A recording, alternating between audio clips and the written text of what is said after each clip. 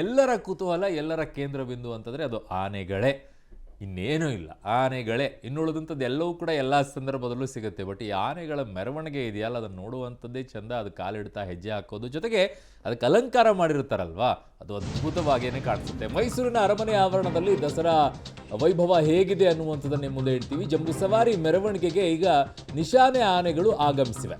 ಕೆಲವೇ ಕ್ಷಣಗಳಲ್ಲಿ ಕಲಾತಂಡಗಳ ಮೆರವಣಿಗೆ ಕೂಡ ಆರಂಭವಾಗುತ್ತೆ. ಸೊ ಸಂಜೆ 4:42 ಐತಿಹಾಸಿಕ ಜಂಬೂ ಸವಾರಿ ಆರಂಭವಾಗುತ್ತೆ. ಈಗ ನಿಶಾನೆ ಆನೆಗಳು ಬಂದಿರುವಂಥ ದೃಶ್ಯಾವಳಿಗಳು ನಿಮಗೆ ತೋರಿಸ್ತಾ ಇದ್ದೀವಿ. ಅದಕ್ಕೆಲ್ಲ ನಿಮಗೆ ಅಲಂಕಾರ ಮಾಡಿರೋದಿದೆಯಲ್ಲ, ಅದಕ್ಕೂ ಒಂದು ಹಿಂದೆ ತಂಡ ಇರುತ್ತೆ. ಯಾರ್ಯಾರು ಬಂದುಬಿಟ್ಟು ಅಲಂಕಾರ ಮಾಡೋಕ್ಕಾಗೋದಿಲ್ಲ. ಆನೆಗಳಿಗೆ ಅಲಂಕಾರ ಮಾಡೋದಿದೆಯಲ್ಲ, ಅದಕ್ಕೆ ಕಾಲಿಗಳಿಗೆ ಅಲಂಕಾರ ಮಾಡೋದು ಹೇಗೆ, ಕಣ್ಣುಗಳ ಬಳಿ ಅಲಂಕಾರ ಮಾಡೋದು ಹೇಗೆ, ಅದರ ಸೊಂಡಿಲ ಬಳಿ ಅಲಂಕಾರವನ್ನು ಮಾಡೋದು ಹೇಗೆ, ಅದರ ಕೋರೆಗಳಿದಾವಲ್ಲ, ಕೋರೆಗಳ ಬಳಿ ಅಲಂಕಾರವನ್ನು ಮಾಡ್ತಾರೆ, ಕಿವಿಗಳಿಗೆ ಮಾಡುವಂಥ ಅಲಂಕಾರ ತುಂಬ ಡಿಫ್ರೆಂಟ್ ಆಗಿರುತ್ತೆ ಅದು.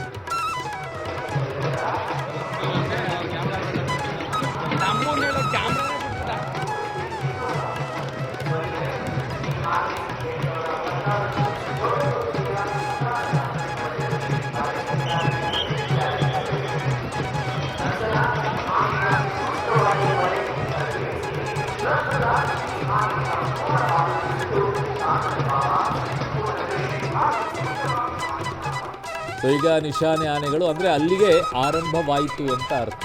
ಇದಾದ ನಂತರ ನಿಮಗೆ ಕಲಾ ತಂಡಗಳೆಲ್ಲ ಹೋಗ್ತಾ ಇರುತ್ತೆ. ಅದಾದ ನಂತರ ಸ್ತಬ್ಧ ಚಿತ್ರಗಳೆಲ್ಲ ಮೂವ್ಮೆಂಟ್ ಆಗ್ತಾ ಇರುತ್ತೆ ಅಲ್ವಾ ಸರ್? ಇದರ ಪ್ರಾಮುಖ್ಯತೆ ಏನು ನಿಶಾನೆ ಆನೆಗಳು? ನಿಶಾನೆ ಆನೆ ಅಂತಂದ್ರೆ ತನ್ನ ಹಿಂದೆ ಬರುವಂತ ಬೇರೆ ಆನೆಗಳೇನಿದೆ 3 ತಂಡದಲ್ಲಿ ಆನೆ ಇರ್ಬೋದು, ಮತ್ತೆ ನೌಫತ್ ಆನೆ ಇರ್ಬೋದು, ಮತ್ತೆ ಕಲಾ ತಂಡಗಳು. ಅಂದ್ರೆ ನಾನು ಒಂದು ಡೈರೆಕ್ಷನ್ ಕೊಡ್ತಾ ಇದ್ದೀನಿ, ನಾನು ರಾಜಮಾರ್ಗದಲ್ಲಿ ಹೋಗ್ತಾ ಇದ್ದೀನಿ, ಅದು ಬನ್ನಿ ಮಂಟಪ ನಮ್ದು ಲ್ಯಾಂಡ್ ಮಾರ್ಕ್, ಹೆಚ್ಚು ಕಡಿಮೆ 5.5 ಕಿಲೋಮೀಟರ್ ಡಿಸ್ಟೆನ್ಸ್. ಆಕ್ಚುಲಿ ಬಂದಿರುವಂತ ವರ್ಡ್ ಹಿಂದೆ ನಿಶಾನೆ. ಖಂಡಿತ ನಿಶಾನೆ ಅಂತಂದ್ರೆ ನಿಶಾನೆ ಅಂದ್ರೆ ಗುರಿ. ಗುರಿಯನ್ನು ನಾನು ಗುರಿ ತೋರಿಸ್ತಾ ಹೋಗ್ತೀನಿ, ಮುಂದೆ ಬನ್ನಿ ಹಿಂದಿ ಶಬ್ದದಿಂದಾಗಿ ನಿಶಾನೆ ಆನೆಗಳು ಅಂತ ಅದನ್ನ ಕರೀತಾರೆ. ಕೂಡ ಧನಂಜಯ ಅವನ ಅಕ್ಕಪಕ್ಕ ಇರೋದು ಸಾಲಾನೆಗಳು. ಅದ್ರ ಜೊತೆಗೆ ನೌಫತ್ ಆನೆ ಇದು ಹಿಂದೆ ಬರುತ್ತೆ. ಈಗ ನೌಫತ್ ಆನೆ ಬರುತ್ತೆ. ನೌಫತ್ ಆನೆಯ ಜವಾಬ್ದಾರಿಯನ್ನ ಗೋಪಿಗೆ ಕೊಟ್ಟಿದ್ದಾರೆ. ಸೊ ಅವನ ಜೊತೆಗೂ ಕೂಡ ಕೆಲವು ಆನೆಗಳು ಬರುತ್ತೆ. ವಿಶೇಷವಾಗಿ ನಿಶಾನೆ ಆನೆ ಹೊರಟ ಮೇಲೆ ಉಳಿದಂಥ 9 ಆನೆಗಳೇನಿದೆ, ಮೊದಲ ಹಂತದಲ್ಲಿ 3 ಆನೆಗಳು, ಅದರ ಹಿಂದೆ 3, ಅದರ ಹಿಂದೆ 3 ಅಂತಂದ್ರೆ ಕಲಾ ತಂಡಗಳು ಬರ್ಬೇಕು ಫಸ್ಟ್.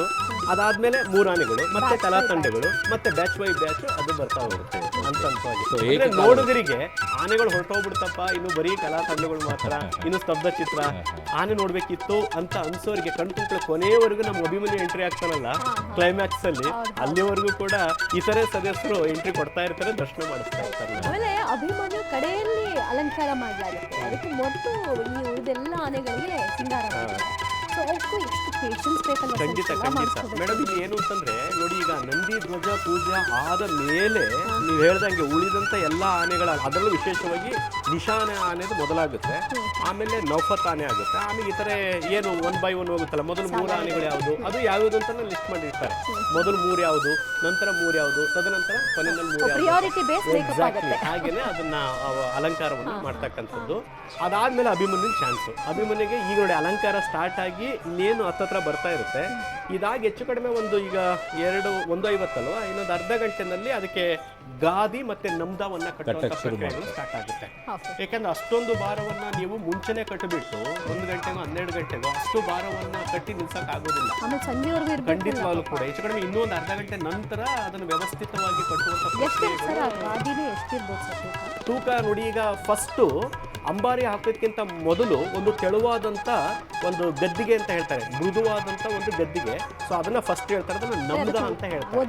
ಹೌದು, ಈಗ ನಾವು ಏನಾದ್ರು ಬೆಡ್ ಅಂತ ಹೇಳ್ತೀವಲ್ಲ, ಹತ್ತಿ ಬೆಡ್ ಅಂತ ಹೇಳ್ತಾರೆ, ಆ ತರ ಈ ಸಾಮಾನ್ಯವಾಗಿ ಕೆರೆ ನದಿಯ ದಡಗಳಲ್ಲಿ ಸಿಗುವಂತ ಒಂದು ಜೌಂಡು ಹುಲ್ಲು. ಅದು ಆ ಹುಲ್ಲು, ಹಸಿ ಹುಲ್ಲನ್ನು ತಂದು ಅದನ್ನ ಚೆನ್ನಾಗಿ ತೊಳೆದು ಅದನ್ನ ಒಣಗಿಸ್ಬಿಟ್ಟು ಗೋಣಿ ತಾಟಲ್ಲಿ, ಈಗ ಫಸ್ಟ್ ನಾನು ಹೇಳಿದೆ ನಮ್ದ ಅಂತ, ಅದನ್ನ ಕಾಟನ್ ಥ್ರೆಡ್ ಅಲ್ಲಿ, ಕಾಟನ್ ಬಟ್ಟೆನಲ್ಲಿ ಬಹಳ ನಯವಾಗಿ ಮೃದುವಾಗಿರ್ಬೇಕು, ಅದೊಂದು ಹೊದಿಕೆ, ಅದು ಫಸ್ಟ್ ಹೊದಿಕೆ, ಅದನ್ನ ನಮ್ದ ಅಂತ ಕರೀತಾರೆ.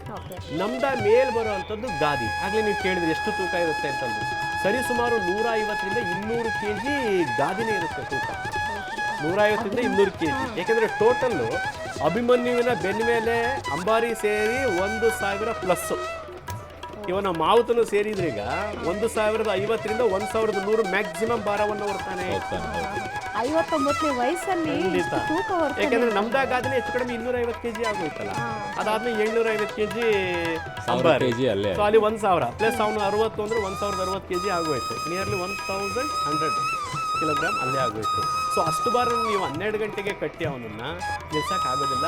ಆನೆ ಬೇಗನೆ ದಣಿದು ಬಿಡುತ್ತೆ, ಅದಕ್ಕೆ ಆಯಾಸ ಆಗಿಬಿಡುತ್ತೆ. ಅದಕ್ಕೆ ಈ 3 ಗಂಟೆ ನಂತರ ಪ್ರಕ್ರಿಯೆಗಳು ಸ್ಟಾರ್ಟ್ ಆಗುತ್ತೆ. ಅನ್ವರ್ ಪಾಷಾ ಅನ್ನುವಂಥ ಒಂದು ಮುಸ್ಲಿಂ ಫ್ಯಾಮಿಲಿಯವರು ನೀವು ಆಗಲೇ ಕೇಳಿದ್ರಿ. ಅವರು ಭಾಳ ವರ್ಷಗಳಿಂದ ಅವ್ರ ತಂದೆ ಕಾಲದಿಂದಲೂ ಕೂಡ ಹೆಚ್ಚು ಕಮ್ಮಿ 80ರಿಂದ 90 ಅಡಿ ಉದ್ದದ ಒಂದು ರಬ್ಬರ್ ಥ್ರೆಡ್ ಅದು. 80ರಿಂದ 90 ಅಡಿ ರಬ್ಬರ್ ಥ್ರೆಡ್ಡು. ಆ ರಬ್ಬರ್ ಥ್ರೆಡ್ಡಲ್ಲಿ ಅದನ್ನು ನೀವು ಹೇಳಿದ್ರೆ ಬ್ಯಾಲೆನ್ಸ್ ಮಾಡಿಕೊಂಡು ಫಸ್ಟು ನಮ್ದ ಹಾಕ್ತಾರೆ, ಆಮೇಲೆ ಗಾದಿಯನ್ನು ಕಟ್ಕೊಳ್ತಾರೆ, ಆಮೇಲೆ ಚಿನ್ನದ ಅಂಬಾರಿಯನ್ನು ಇಟ್ಟು ಎಸ್ ಅದರದ್ದು ಅಲಂಕಾರದ ಬಗ್ಗೆ ನಿಮ್ಮ ಹತ್ರ ಕೇಳ್ತೀನಿ ಸರ್. ಅದರದ್ದೊಂದು ಟೀಮೇ ಇರಬೇಕು ಅಂತ ಅನ್ಸುತ್ತೆ. ಒಂದ್ಸಲ ನೋಡ್ಬಿಡು ಏನಾಗ್ತಾ ಇದೆ.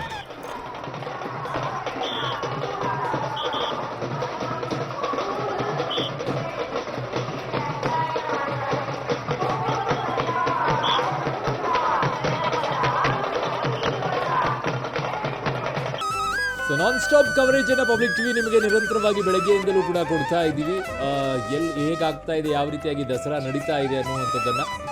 ಯಾಕೆ ಅಂತಂದ್ರೆ ನಿಮ್ಗೆ ಯಾವುದು ಕೂಡ ಮಿಸ್ ಆಗಬಾರ್ದು. ಮನೆಯಲ್ಲಿ ಕೂತ್ ಕೂಡ ನಮ್ಗೆ ಆಗಿಲ್ಲಪ್ಪ ಅನ್ನುವಂಥ ಆ ಭಾವನೆ ನಿಮ್ಮನ್ನು ಕಾಡಬಾರ್ದು. ಇಲ್ಲೇ ಕೂತ್ಕೊಂಡು ನಾವೆಲ್ಲ ಚೆನ್ನಾಗಿ ನೋಡಿದ್ದೀವಿ ಅನ್ನೋ ದೃಷ್ಟಿಯಿಂದ ಪಬ್ಲಿಕ್ ಟಿವಿ ನಿಮಗೆ ನಿರಂತರವಾಗಿ ಅಲ್ಲಿರುವಂತಹ ಘಟನೆಗಳ ಬಗ್ಗೆ, ಜೊತೆಗೆ ಆಗ್ತಾ ಇರುವಂಥ ಬೆಳವಣಿಗೆಗಳ ಬಗ್ಗೆ, ಉದ್ಘಾಟನೆಯ ಬಗ್ಗೆ, ಪುಷ್ಪಾರ್ಚನೆಯ ಬಗ್ಗೆ, ಅಲಂಕಾರದ ಬಗ್ಗೆ, ಜನ ಬರ್ತಾ ಇರುವಂಥ ರೀತಿಯ ಬಗ್ಗೆ, ಕಲಾತಂಡಗಳ ಬಗ್ಗೆ, ಆನೆಗಳ ಬಗ್ಗೆ ಎಲ್ಲವನ್ನ ಕೂಡ ಇನ್ ಡೀಟೇಲ್ ಆಗಿ ನಿಮಗೆ ಮಾಹಿತಿಯನ್ನು ಕೊಡ್ತಾ ಹೋಗ್ತಾ ಇದ್ದೀವಿ. ಇನ್ನು ಈಗ ಸ್ತಬ್ಧ ಚಿತ್ರಗಳ ಆರಂಭ ಆಯಿತು. ಮೊದಲನೇದಾಗಿ KSRTC, ಅದು ಸರ್ಕಾರ ಅದರಲ್ಲಿ ನೋಡ್ತಾ ಇದ್ವಿ ನಾವು.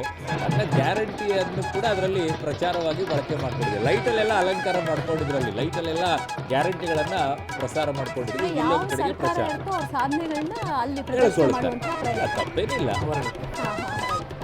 ಏಕೆಂದ್ರೆ ಇದು ಸರ್ಕಾರದ ಆಶ್ರಯದಲ್ಲಿ ನಡೀತಾ ಇರೋದ್ರಿಂದ ಈಗ ಸ್ತಬ್ಧ ಚಿತ್ರಗಳ ಬಗ್ಗೆ ಹೇಳ್ಕೊಂಡು ಹೋಗೋದಾದ್ರೆ ಖಂಡಿತ ಶಕ್ತಿ ಯೋಜನೆಯ ಒಂದು ಶಕ್ತಿ ಯೋಜನೆ ಒಂದು ಸಾಕ್ಷಿ ಇದು. ಈ ಶಕ್ತಿ ಯೋಜನೆ ಎಲ್ಲೋ ಒಂದು ಕಡೆ ಮಹಿಳೆಯರಿಗೆ ಖಂಡಿತವಾಗ್ಲೂ ಕೂಡ ಅನುಕೂಲ ಆಗ್ತಾ ಇದೆ. ಬಟ್ ಪರ್ಯಾಯವಾಗಿ ನಾವು ನೋಡಿದಾಗ ವಿದ್ಯಾರ್ಥಿಗಳಿಗೆ ಬಹಳ 500 ಸಮಸ್ಯೆ ಕೋಟಿ ಆಗ್ತಾ ಇದೆ. ಮಹಿಳೆಯರು ಪ್ರಯಾಣ ಇದು ಮಾಡಿದ್ದಾರೆ. ಗಿನ್ನಿಸ್ ರೆಕಾರ್ಡ್ ಆಗಿದೆ ಇದು, ಹೌದು. ಅಲ್ವಾ? ನೀವು ತಾವೇ ಹೇಳಿದ್ರಿ 500 ಕೋಟಿ ಮಹಿಳೆಯರು ಅಂತಂದು. ಸೊ ಅಷ್ಟು ಪ್ರಯಾಣ ಮಾಡಿ ಒಂದು ಗಿನ್ನಿಸ್ ರೆಕಾರ್ಡ್ ಆಗಿರ್ತಕ್ಕಂಥ, ಸಾರಿ 5 ಕೋಟಿ. ಈ ಚಾಮುಂಡಿ ತಾಯಿ ನೋಡಕ್ಕೆ ಇದೇ ರೀತಿ ಬಸ್ಸಲ್ಲಿ ಅದೆಷ್ಟು ಹೆಣ್ಮಕ್ಳು ಹೋಗಿದ್ರು ಏನೋ. ಅದಕ್ಕೆ ನಮ್ಮ ಸ್ನೇಹಿತರು ಬೆಳಿಗ್ಗೆ ನಾನು ಬರ್ತಾ ಕೇಳ್ತಾ ಇದ್ದೆ, ಏನ್ ಸರ್ ಈ ಬಾರಿ ಹೆಂಗೆ ಅಂತಂದು ನಿಮ್ಮ ಜರ್ನಲಿಸ್ಟ್ ಕೇಳ್ತಾ ಇದ್ದೆ. ಸರ್ ಕಳೆದ ವರ್ಷಕ್ಕಿಂತಲೂ ಜಾಸ್ತಿನೇ ಇದೆ ಸರ್, ಯಾಕೆ ಅಂತ ಕೇಳಿದೆ. ನಿಮ್ಗೆ ಗೊತ್ತಲ್ಲ ಸರ್ ಶಕ್ತಿ ಯೋಜನೆ ಎಫೆಕ್ಟ್.